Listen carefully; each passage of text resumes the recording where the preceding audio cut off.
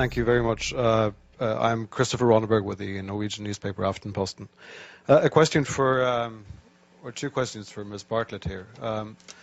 As a journalist, I'm sure you can appreciate getting other impressions than empirical impressions from the ground. When you talk about the Syrian people and what the Syrian people want, how can you quantify that? Do you have any independent surveys where you can actually document that? And secondly, you talk about the corporate media, the Western media, the lies, and all of this. Could you explain what you think might be the agenda from us in the Western media, and why we should lie, why the international organizations on the ground should lie, why we shouldn't believe all these absolutely documentable facts that we see from the ground, these hospitals being bombed, these civilians who are talking about the atrocities that they have been experiencing. How can you justify calling all of us liars? Sure. Thank you. I mean, there are certainly honest journalists amongst the very compromised establishment media. Let's start with your second question. So, international organizations on the ground. Tell me which ones are on the ground in eastern Aleppo. Yeah, okay, I'll tell you, there are none.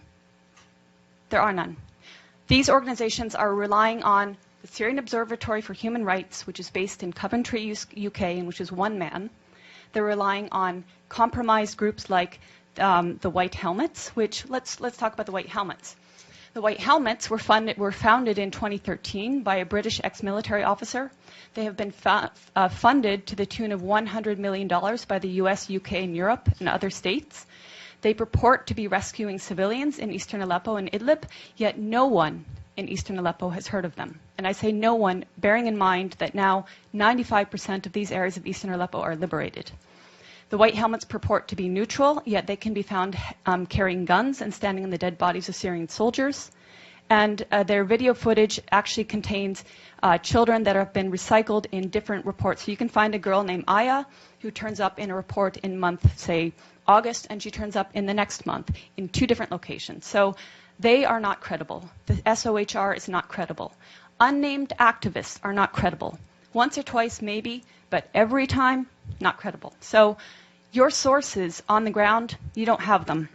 As for your agenda, not your, but the agenda of some corporate media, it is the agenda of regime change. How can the New York Times, I was reading it this morning, or how can Democracy Now!, which I was reading the other day, maintain until this day that this is a civil war in Syria? How can they maintain until this day that that the protests were unarmed and nonviolent until, say, 2012? That is absolutely not true. How can they maintain that the Syrian government is attacking civilians in Aleppo when every person that's coming out of these areas occupied by terrorists is saying the opposite?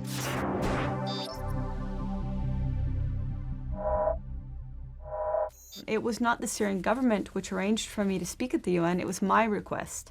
And I requested this because I had seen that the US Peace Council, which this summer went to Syria, when they returned, they gave a press conference at the United Nations.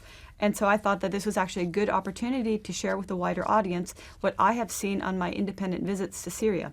So I requested this, and then the members of the US Peace Council and a coalition called Hands Off Syria organized for me to speak at the United Nations. So this had actually, the only thing it had to do with the Syrian government was the Syrian ambassador, the permanent representative to the United Nations, agreeing to facilitate this. Some people have taken issue with things I said because I was basically critiquing much of the corporate media's reporting on Syria.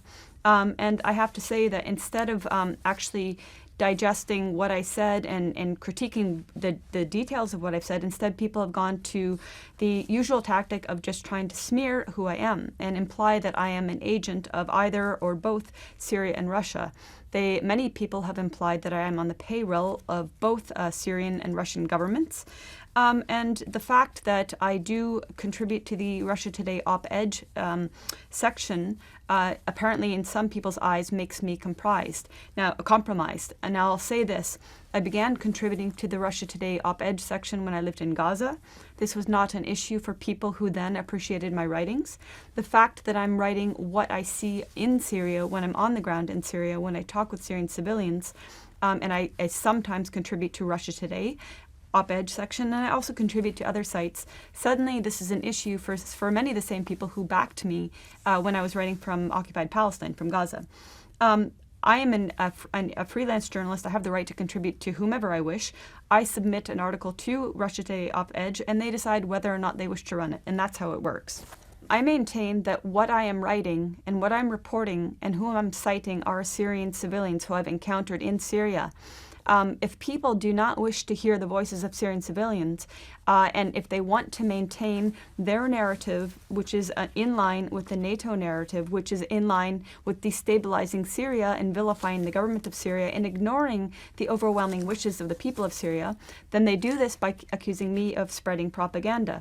The fact that my writing is in line with the Syrian people that I have met widely throughout Syria on many trips to Syria, 6 trips to Syria, the fact that this does in some respects align with what Russian media reports does not mean that I am reporting Russian propaganda, and it does not mean that what Russian media is reporting is propaganda. It means that it happens to be that I report the truth as I see it on the ground, and some Russian media happen to report the truth as they see it on the ground. Why do we not see these accusations when a BBC journalist goes to Syria and reports what I often believe not to be the full story?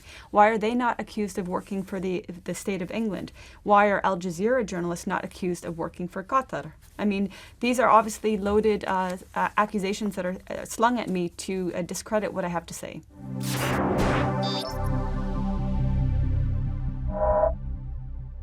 Final messages are flying out of Aleppo, Syria. They're taking social media by storm simultaneously. It almost looks like a coordinated PR campaign. No place now to go. It's the last place. This may be my last video. This might be close to, if not the last communication. It is the last time that I talk to you. It's almost as if they were hoping these final messages would trend and get picked up by mainstream media. Bombs are everywhere. People are running. They don't know where, just running. We are here living a genocide, literally. People are executed. It's as simple as that. It's almost like these are just innocent civilians with no message, no strategy, no politics, just people simply fighting for their lives. One day, saying goodbye to the world on social media, the next day giving interviews to BBC, CNN, and Al Jazeera, all in prime time. Well, they're not. These are activists. Some of them just recently joined Twitter and clearly support the revolution. They have thousands of followers. Some call themselves journalists and are verified on Facebook, like Bilal Abdul Karim, an American who has no problem pushing al-Nusra propaganda. You know, the rebels. So what do all of these people have in common? They want you to think there's one side to this story, one truth, that Assad is randomly going from city to city and killing his own people for some crazy reason with the help of Russia, even though the whole world is watching every step. They want you to think that these civilians pouring out of Aleppo are running from genocide committed by the Syrian army, and those who celebrate on the streets are dancing on children's graves, while al-Qaeda-infiltrated rebels are bravely and heroically defending civilians in East Aleppo. The question is, do you buy it? Because millions of people do.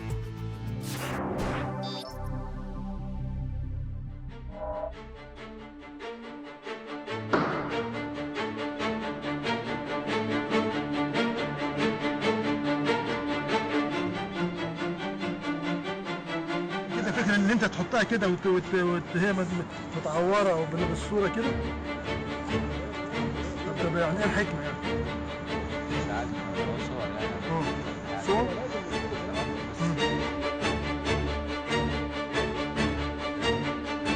يعني دعما لأطفالهم. يعني الاخ ده قال لك ان هو هيصور بنتك على اساس ان هي في سوريا وان هي متعورة من ضرب في سوريا.